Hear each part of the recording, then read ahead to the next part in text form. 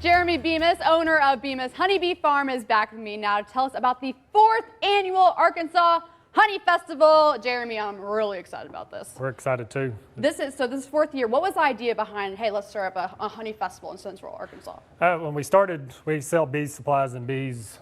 When we started all that, our goal was education to help have classes and things like that. So we do a spring event, which was getting started in the spring with your bees. The honey festival was what do you do with your bees going into the fall? Right. So a huge part of getting your bees ready to go in the fall is to pull all the honey off that we get to keep, that the bees don't have to have. So we just try to have anything and everything that is honey and try to show all the different pieces of it. Well, talk to me about the festival. It's almost a whole day event, isn't it? It is, yes. It'll be 9 to 4, so next Saturday, 9 to 4. We'll have talks every hour on the hour. Oh, wow. So we'll, except for lunch from 12 to 1, will be our lunch break. We'll have live music and stuff like that going on. And what are some of these talks covering exactly?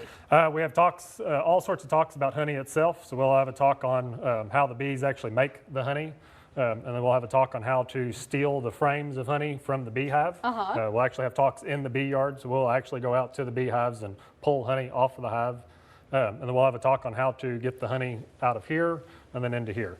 So that's just, there's other talks on honey, like honey color, things like that. And new this year, you guys are covering creamed honey. Yes, we do our honey contest. We've done that every year. So people from all over the state, it has to be Arkansas honey, can introduce, put their honey into the competition. And so anybody that comes out can try the different types of honey and vote for their favorite one. So new this year, we're actually doing creamed honey or infused honey. So this will be honey that could have flavoring or something like that added to it. It wouldn't necessarily be what the bees brought in for flavor. But it'll be a something different to try out this year. It's thicker and it looks a little different too. Yes, honey naturally crystallizes. So the short version is basically when you see honey that's that hard rock, it's got really big long honey crystals in it. So creamed honey, we basically whip it up to where it's just little tiny crystals and gives it that real thick consistency where you can spread it out on toast or whatever it is you want to put honey on. All of it. You brought along some friends here. Yes. We still have talks on the bees themselves, so we try to help beekeepers kind of what they need to do to go through the winter. So I just brought there's a queen bee right in the middle there.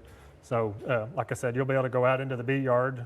If you're not a beekeeper, you can still go out and see the bees up close and personal, as close as you want to get without getting stung.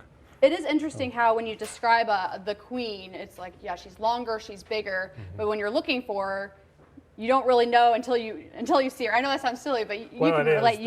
When you get a big beehive can have 40, 50,000 bees in it. So you're trying to find the one queen that's in that hive that's in there with all the rest of them. So it can get pretty tricky, but when once you see her, learn you how know. to spot her, you know which one she is. I love it. Okay, let's extract some honey here. All right. A little project for today.